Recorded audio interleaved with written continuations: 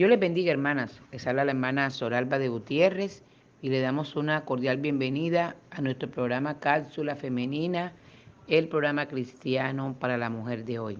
Un saludo muy especial a todas las mujeres y las damas que nos escuchan en otros países, a los hermanos en Emiratos Árabes, Costa Rica, República Dominicana y también los que nos escuchan a lo largo y ancho de nuestro hermoso país de Colombia. Bueno, nosotros transmitimos este programa desde Cartagena de Indias y deseamos que Dios les bendiga rica y abundantemente. Vamos a compartir en esta hora este precioso tema de quién es la culpa, de quién es la culpa. Y voy a permitirme leer en el Evangelio según San Juan, capítulo 9, el verso número 2.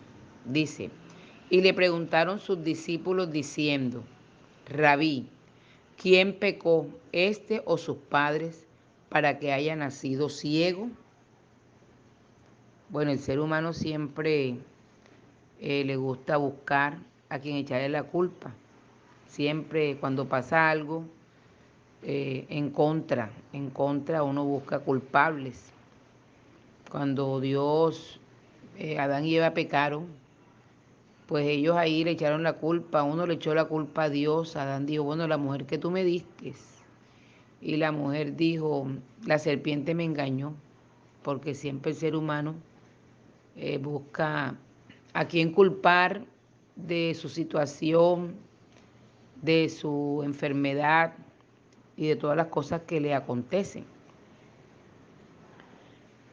Y nosotros buscamos culpables para poder saber a quién le vamos a reclamar, a quién vamos a regañar. Y a veces cuando creemos que las cosas vienen de Dios, pues le reclamamos a Dios y le decimos, Señor, ¿por qué me tocó a mí esto? ¿Por qué? Pero mirando este texto, este texto que acabamos de leer, quizás en algunas ocasiones no hay culpables, simplemente hay propósitos de Dios en nuestra vida. Sí. Y entonces miré algunos hombres en la palabra de Dios, algunas historias, algunas escenas donde realmente nadie era culpable, simplemente Dios quería engrandecerse, Dios quería mostrar su poder. Así que yo te quiero invitar a que no busques culpable en la situación que estás viviendo, de pronto la enfermedad, la escasez. Bueno, la soledad, hay gente que de pronto se siente sola. No busquemos culpables, sino busquemos propósitos de Dios a través de esa situación que estamos viviendo. Y tengo aquí en el libro de Job, tengo aquí a Job, el capítulo 1, el verso número 22. El verso número 22.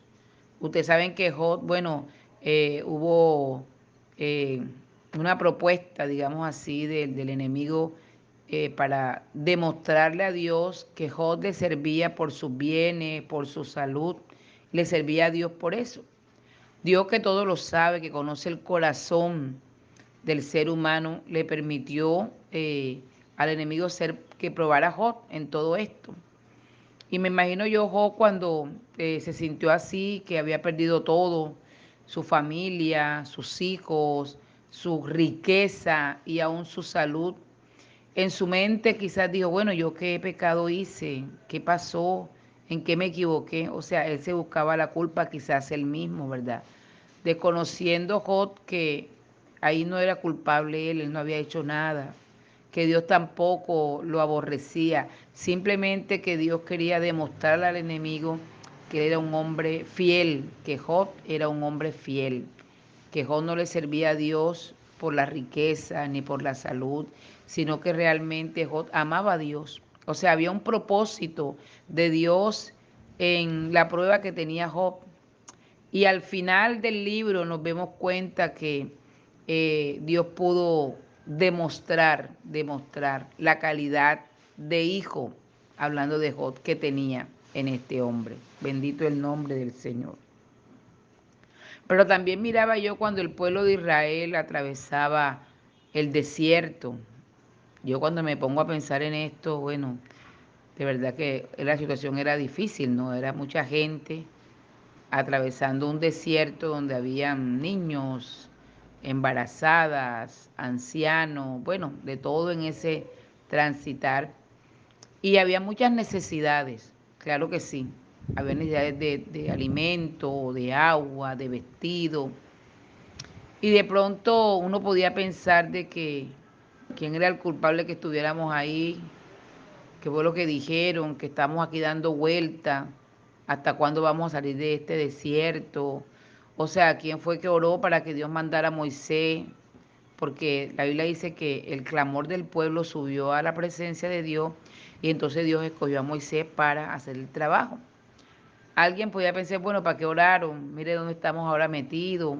Y algunos llegaron a murmurar y a quejarse y a buscar culpable y a decir, bueno, ya teníamos comida, pero aquí no vamos a morir de hambre, culpables. Pero cuando tú acercas tu mirada espiritual a este acontecimiento del pueblo de Israel atravesando el desierto, vemos que a un Dios que quería mostrar primeramente al pueblo quién era Él, porque Dios le demostró al pueblo que Él era Dios proveedor y además que era un Dios que defendía.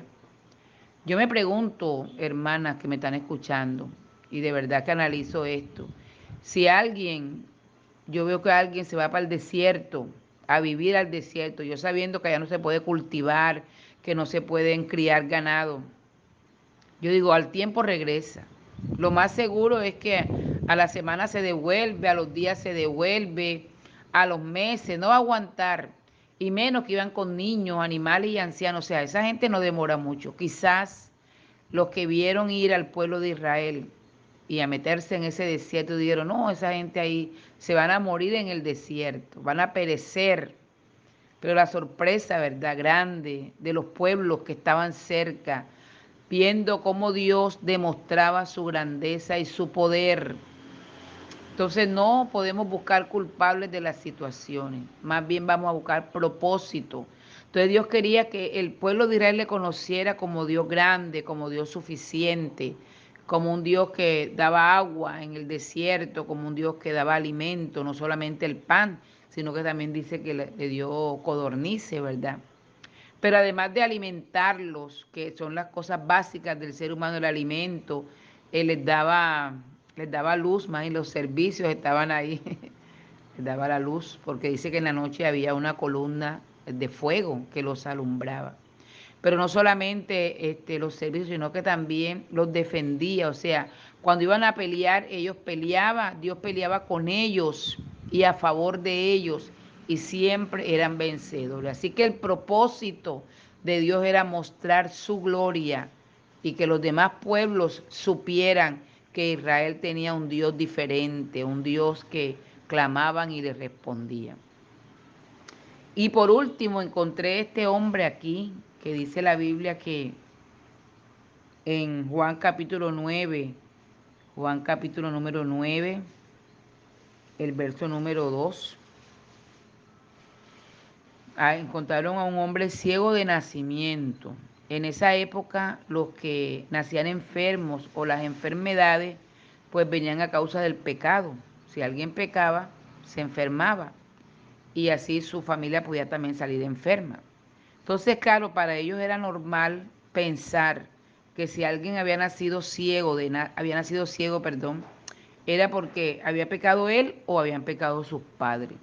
Entonces preguntaron los discípulos, Señor, ¿quién pecó este o sus padres para que haya nacido ciego? Bueno, como el Señor todo lo sabe, ellos esperaban conocer la historia.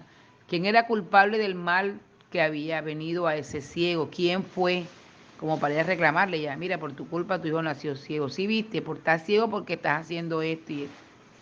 Y la sorpresa de ellos cuando el Señor les contesta ante esta pregunta, le dice, no es que pecó este, ¿cómo así? Si siempre cuando alguien peca la respuesta es enfermedad, ni tampoco sus padres. Y entonces, ¿a quién le echamos la culpa de este hombre haya nacido ciego? Entonces les cuenta que no es un culpable, sino que son propósitos de Dios para el ser humano. Y dice, sino para que las obras de Dios se manifiesten en él. Quiere decir que el Señor iba a hacer una obra, porque dice, para que las obras de Dios se manifiesten, o sea, sean vistas, Él pueda sentirlas, Él pueda verlas. Y entonces vemos que Él escupe lodo, escupe en tierra, dice, e hizo lodo con la saliva y untó el lodo en los ojos del ciego. Y le dijo, ve a lavarte al estanque de Siloé. Y él fue y regresó, dice la palabra de Dios, viendo. Entonces el propósito que el Señor tenía de este ciego fue cumplido, ¿verdad? Cuando él pudo ver. Entonces, querida hermana, yo quiero aplicar esto a la situación que tú estás viviendo, la que sea que no te agrade. Porque la situación es buena, uno no busca culpable, imagínense, uno dice, no, que sigan viniendo. Y cuando uno está bien, uno no hace preguntas, pero de pronto la situación que vives no es la mejor, no te agrada, algo te incomoda y buscas culpables, buscas culpables. Fui yo, mi mamá que me crió mal, mi papá que no me abandonó, mi hermana que me insultó, bueno, tantas cosas que uno busca, ¿no? Respuestas, pero simplemente para señalar culpables. Y que no busquemos culpables, sino que podamos decir, Dios tiene un propósito en medio de esta dificultad, tiene un propósito en medio de esta escasez, en medio de esta enfermedad. Dice la palabra de Dios que los que aman a Dios, todas las cosas le ayudan a bien.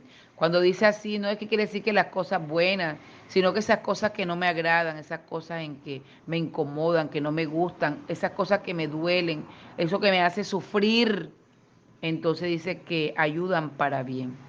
Vamos a buscar lo bueno, vamos a buscar el propósito de Dios en nuestra vida. José vivió momentos muy amargos, muy tristes, muy solo, él estuvo solo, sin familia, fue calumniado. Y bueno, ustedes saben que llegó hasta la cárcel. Pero él al final, nosotros porque conocemos toda la historia del principio, ¿verdad? Conoció que era un propósito de Dios. Quizás Dios, no, el culpable no fueron mis hermanos que les dio envidia, que me vendieron. No, la culpable no fue la mujer de Potifar que me codició y por ella me echaron a la cárcel. No, sino que era un propósito de Dios. Vamos a aprender a no buscar culpables, sino a buscar el propósito de Dios en cada situación de nuestra vida. Que Dios te bendiga, querida hermana, y que tengas un excelente día.